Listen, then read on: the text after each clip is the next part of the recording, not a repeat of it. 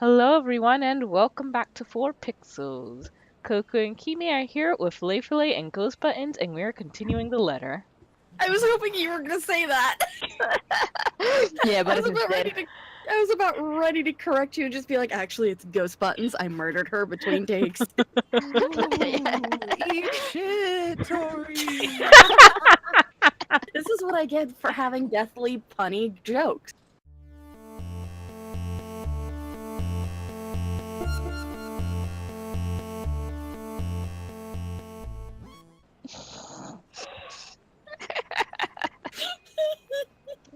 But let's check this journal out first.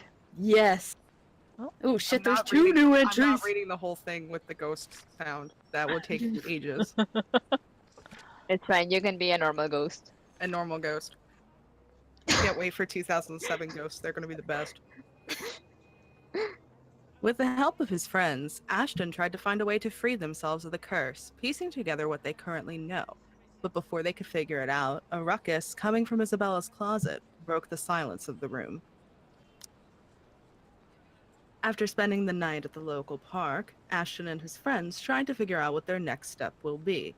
However, coupled with fatigue and stress, the conversation quickly went downhill. Frustrated, Ashton walked out, suggesting they cool their heads first. Excuse me. I had 6 hours of sleep for some reason. Washington doesn't want to know. Doesn't want to decide on what type of weather we're having right now. Anyway, though, in all seriousness, a good rest is still our best bet right now. Thinking with an exhausted brain is almost as good as running around in circles. We might as well just throw ourselves at that ghost and be done with this. Go for the eternal rest. Nice. Big fucking mood. The local Irish pub may not be the best place to hang around when one hasn't slept a wink or you're stressed. More often than not, it's loud. Don't die. Buttons is trying to kill me from beyond the grave. What you fucking get. Haunt your ways. Wait, so this is like way after we have Marianne stuck in the basement, right? Yep. Work better. Okay. Maybe. Yay. Yeah, I don't know what the fuck Is it happened there. better? Yeah, it is. Okay. It was great because when you wooed and it was robotic, it was just ooh.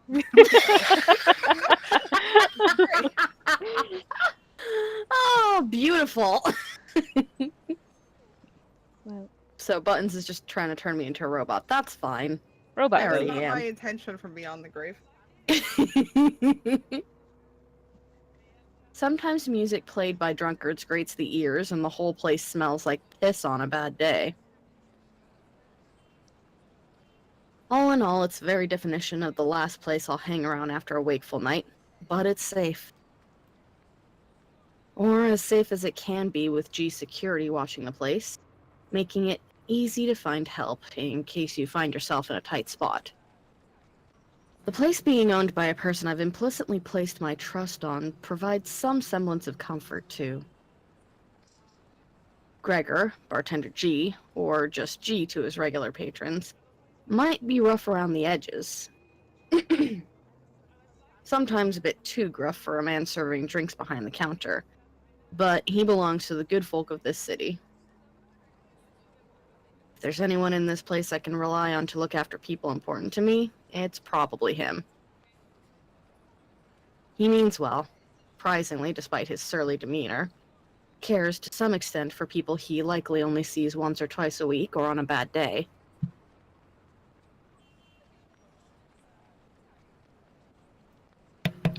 Not the best job in the world, in my opinion, but that's exactly it. That's exactly it, isn't it? In wine, there is truth. Alcohol in this case. It loosens the tongue, forces one to let his or her guard down. Whatever inhibitions anyone has, it all flies straight out the window after a few glasses. It has made him observant too. Always has one or two things to say about someone or something. Most of the time it's me, opinionated ass. God knows how many times I've asked for his help when I'm met with a dead end in a case or I'm in trouble. This time's no different.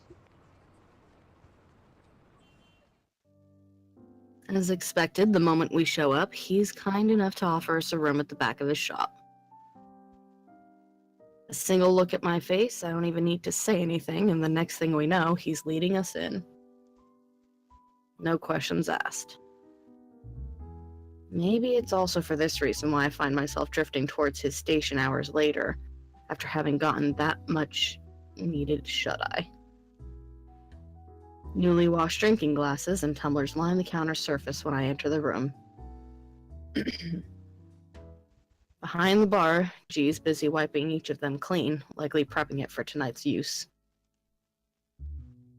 Briefly, he glances up at me once I claim one of the empty stools and grabs a rocks glass sitting closest to my elbow.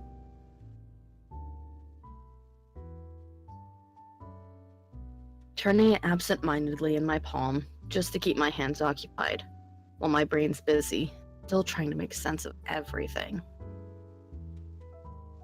Even at a dead hour with only a few patrons milling about, this place still smells strongly of liqueur. Honestly, I've never grown fond of it. You're allowed to be wrong, Ashton.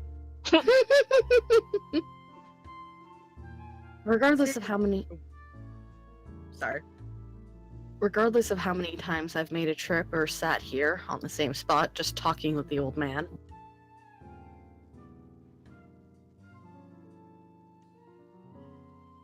I've never been The guy's not old though. Like, I literally stopped waiting for Buttons to say something because like, is she gonna finish what she was gonna say? Or no, sorry, I had to cough really bad. oh, gotcha. The guy is not old, is he? I didn't remember He the doesn't look bartender it. being old. He doesn't look He it. doesn't look it, but he also looks like Lee, so Yeah. Oh, yeah. You're right. I forgot about Yeah. that. because I know that back then we were like, is Lee the bartender? Like, Is this Lee is- more intelligent than we have since discovered that? he is? exactly. Does he actually have a brain somewhere in there? Did he know his wife was sleeping around all along? Probably. Let's be real here. Probably. Mhm. I've never been fond of drinking in the first place. Yet oddly, it's the nasty odor of a brewery that helps clear the mind this time. Along with the lack of the establishment's usual hubbub and the occasional clinking of glasses. God, he is so, 1950s PI? I fucking love it. So annoying. I love it. My aesthetic. Even more bizarre is that, through my lack of words, G doesn't say anything. Although it's clear from the way his mouth has curved up in a tight frown that he has questions, a bucket load of it, he wisely keeps it shut. Instead, he simply focuses back on his work. Rinse, wipe, stash away, repeat. Going through the motions with such familiarity, it's almost trance. Watching his precise movements quietly like this, these thoughts swimming inside my head, it's easy to lose track of everything around me. One solid lead on this, one possible way to sort this out. But will it work? Especially if my assumption's correct, and that the reason Zach was there yesterday morning was because of a curse. Something must have happened there for him to see the need to visit the place that morning. What if the couple has fallen victim to the curse too? It doesn't fall outside the realm of possibility. I've been so biased, not even thinking about that. They might be in danger as well. You saw the pictures, you numbskull. Thanks, Jersey Buttons. I'm so. Oh, this guy's an idiot. But you It got makes the jersey come out of Buttons. The jersey I didn't know I had. Yeah, the Jersey that you don't even live in. I know. The Philly. No, Philly don't sound like that. What were you During saying, the May? What? What were you saying? Nothing? Okay. But during the open house with Isabella, they might have seen the letter and... Fuck. Stupid, stupid, stupid. Some fucking detective I am. At least he acknowledges it. Yeah. Damn, you beat me to it. Just faster. That's likely the moment when Cooper saw it. If logic holds, I need to hurry there right away. And if there are answers anywhere, it would be there. It should be there. Where all this fucking mess started. It's not only my life on the line here. There are others. What happened to us, I wouldn't wish on anyone else. No matter how much I loathe them. Or how complicated all of this has suddenly become. The letter. The woman. The mansion. And now, there are the voices lacing venom inside of every crevice in my head. Murmurs that jeer, scoff, and deride whenever an opportunity presents itself. It's because you didn't listen. Interesting. Interesting, go on. Excuse me. It's all your fault. Oh, is that Why Celine won't you Bradley? believe me? That sounded like Celine Bradley for a minute. From some FMA bullshit. True. Anime nerds over here. Yay! A reminder of what I've failed to do and who I've failed. At some point, they all begin to blur together, twining and coiling. Horrid image and memory of her taking the forefront of my mind. No matter how much I refuse to remember the fear I felt then, push it as far back as I can, the visions come to me like a deluge. And before I know it, before I can drown, another voice pulls me out of it. You doing good there, boy? His hand is on my shoulders, gripping it tightly and giving me a light shake. He just looks so much like It whatever looks his... and sounds yeah. like Lee. Mm-hmm. What if he's like Lee's Twin sibling brother. cousin? twin brother. Yeah. Like Norman she's- Joy, but they don't have all the same professions. They're all clones. Confirmed. There's relief in his face when I finally look up at him, although his frown appears more distinct than the concern in his eyes.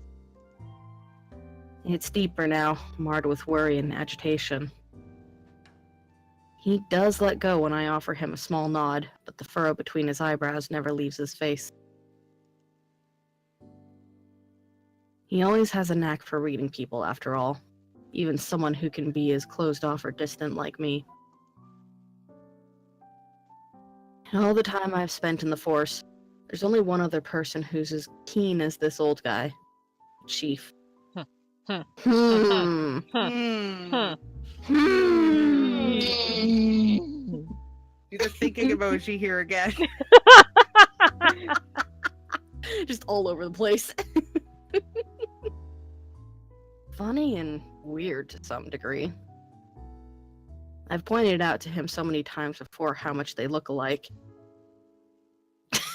Only for the observation to be brushed off with a vehement tone. I've never brought it up again after the third time, out of respect for the guy. Whatever it is, it's clear something he doesn't want to talk about. Alright, so confirmed twin brother. Yeah, that was pretty confirmed. Why push, right? You've done it 3 times though, you dipshit! You pushed it 3 Oh Jesus H. Oh. Reminder, this is the same guy who broke the locks to Zach's door 13 times. I can 27 feel- times. I can feel the aneurysm. Zach really is a saint. He is. However, during times like this, it's impossible for the thought not to come up. He even has the glare down pat. Under his wordless scrutiny, I feel like a damn rookie again. You're looking a bit green. Sure you got plenty of rest back there? You were only out for an hour or two. Wouldn't hurt to try and get some sleep. I'll keep an eye out. No need. Don't worry about me. I won't be able to get some sleep anyway. Not with her face still a clear picture in my head, no. I heard that from you before. Not buying it. What's the story this time? The fuck was Well, that you line see- at the Is that beginning? case with the guy who ate his own eyeball? Gross. Gross. I wish it were. Jesus, stop reminding me. I hated that case. If I Yeah. didn't know any better, I'd say you get a kick out of telling people about it. He does. It's useful, you know, for blokes who don't know their limits. That's mean, one way to accurate. do it. That's actually real fair, yeah. Sends them right out the door after I start with the description. Or was it the part when the poor schmuck gouged his eyes out? Gross. Nasty, awful, icky stuff, and it gets the job done. Like I said, useful. Who died Someone over died. That was not me. Fine. there? Tori died. Don't even Tori. need to call security these days if I want to kick someone out. But it's finally got to her. I'm just a clumsy fool, it's fine. Anyway, pretty sure that pales in comparison to whatever this is now. Oh, you have no idea. I haven't seen you this stressed out since they closed that case. The one from 10 years ago with your professor friend. Abigail and her team weren't able to solve that one, G. No one has been able to. It just went cold. Same difference. But what do I know, eh? I just serve drinks, listen to people's problems and their whining, then make sure they get home safe afterwards. Thing is, I'm also not blind, kiddo. And you can bet your ass I can tell when a person's about to fall apart. What? Is this some form of therapy from you? Are you going to offer me free drinks now?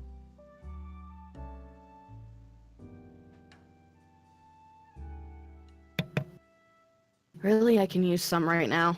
Something to numb the senses. But when has that helped anyone?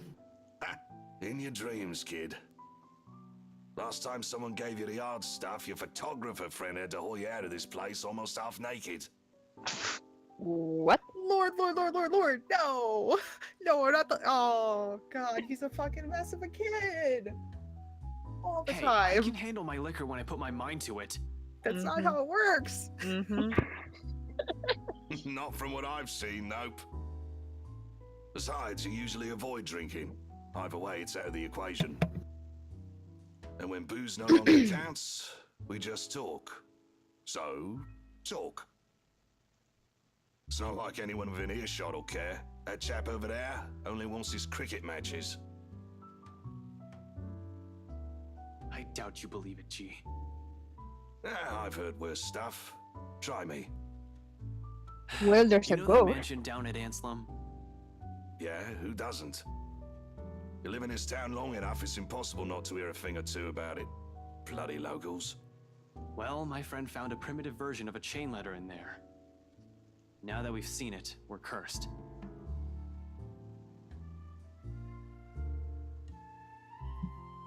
A beat passes.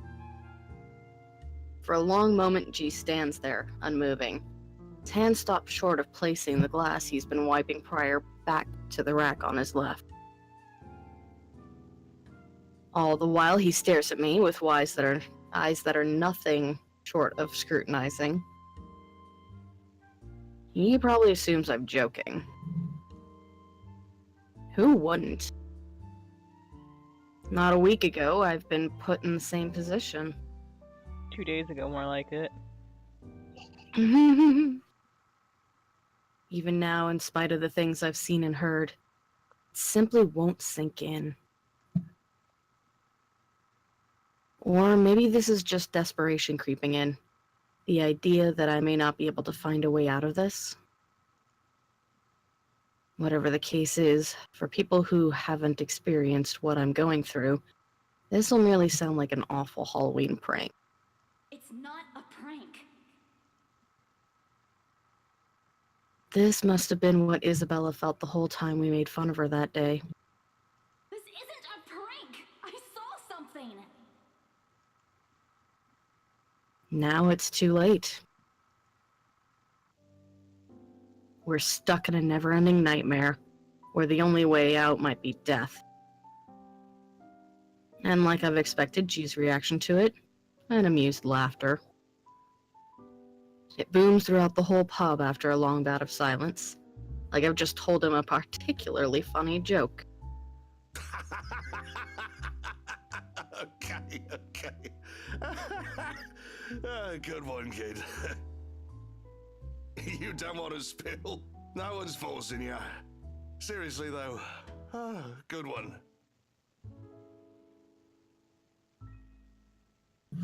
Although I want to be angry with him, I can't find it in myself. I can't even muster the energy for a scowl or a glare.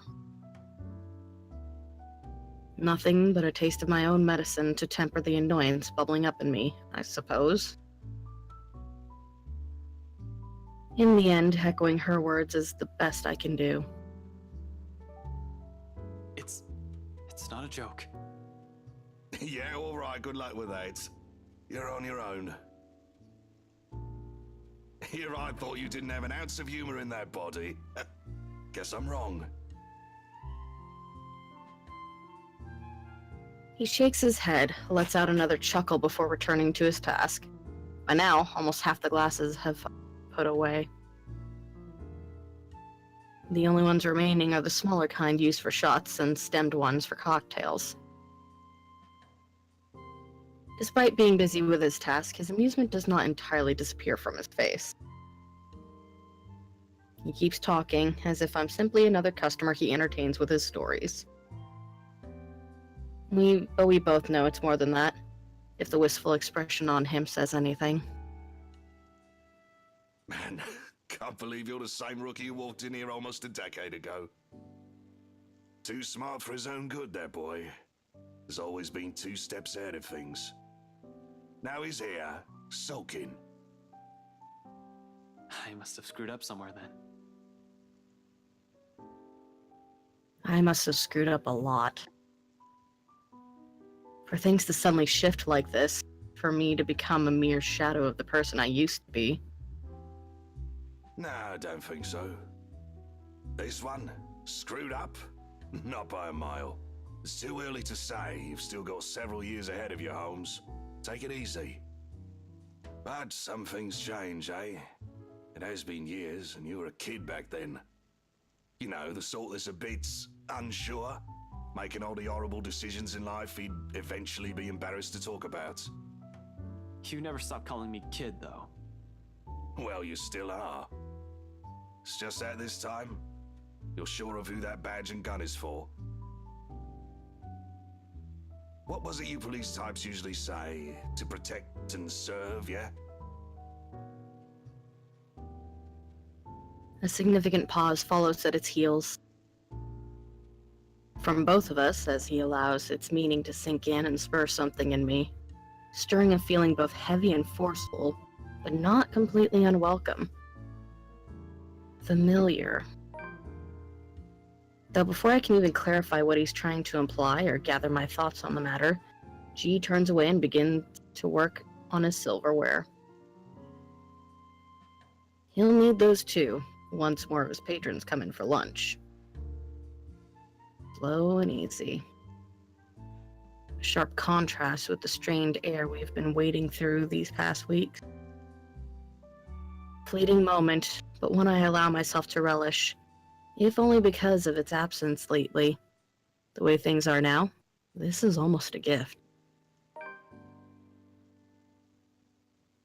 So when it all ends with the loud shuffling of foot from the adjacent hallway, Sigh is all that leaves me. There's no need for me to look up to know who it is. Zach's treads alone are telling. They're always weighed by... They're always... There's always a weighted set to them. Steps that are taken with a lazy cadence. I can't read.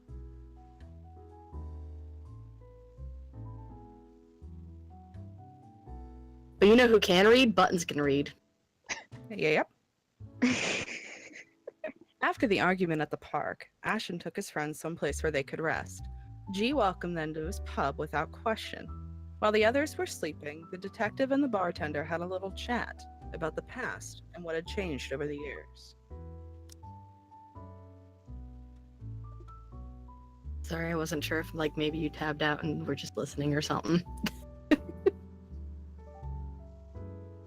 Like he's always trying to make himself smaller, less conspicuous than he actually is. In a place he's unfamiliar with, he also tends to linger, stand awkwardly at the sides as if he's all too afraid to break something. That or he's waiting for a permission of some kind.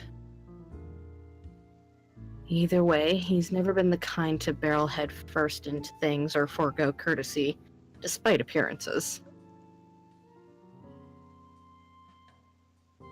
Much like how Rebecca's mother Henning belies her fiery temper, or Isabella's rare displays of maturity appears at odds with her youth. 3 years. She's only 3 years younger. I know. There has been a lot of those in my life, it seems, more so from people I've grown closer to over the years. Walking contradictions we all are. It's a wonder how we ended up as friends in the first place. Maybe that's also exactly why. To some extent, there's still an understanding in there, in knowing that no matter how long you've been together, or how familiar you are with a person's habits, or how many lifetimes there might be for all of you, one can never fully know a person. Sometimes it works because they merely choose to stay. Sometimes it's as simple as someone extending a hand first for an apology, regardless of every hurtful word they've said. Hey, Ash? This time, I glance at him, briefly, gauging the mood. Not because reconciliation's an issue for me. Between us, it never will be.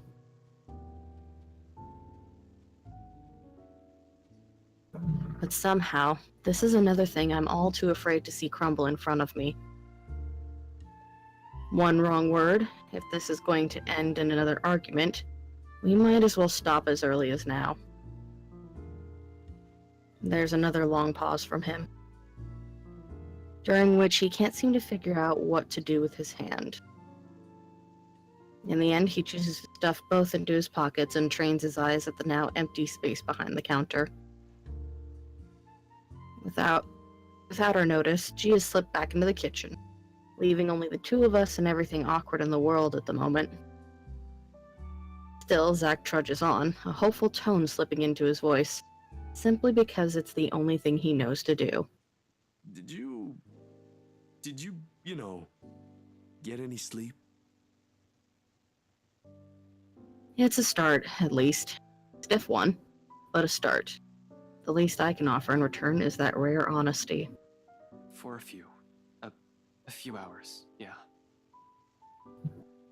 Curt, brusque, not an ounce of friendliness in it.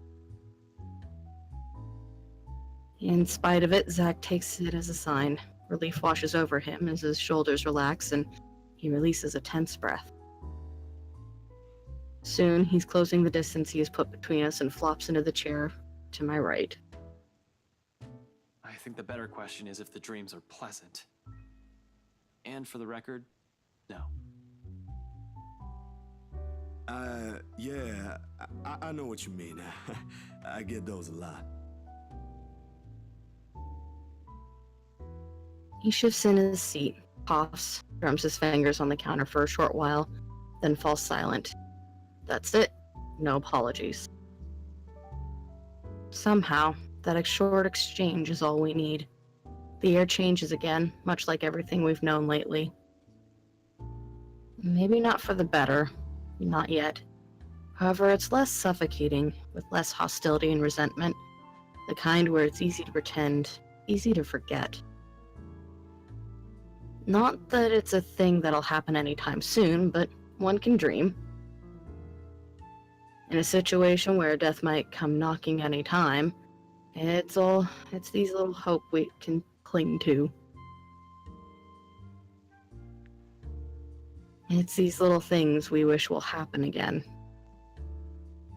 I'm not an optimistic person by nature. Hopeful, maybe, but never optimistic. Though, I want to believe there's a way we'll live through this nightmare. It's just funny how it took all of this to spur these kinds of thoughts in me. I can't even remember the last time something like that has occurred to me.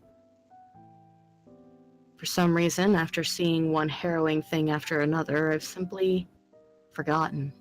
Why are you suddenly smiling like that? Huh? Oh, no, I was just thinking about something. Well, it better be something that'll get us out of this mess.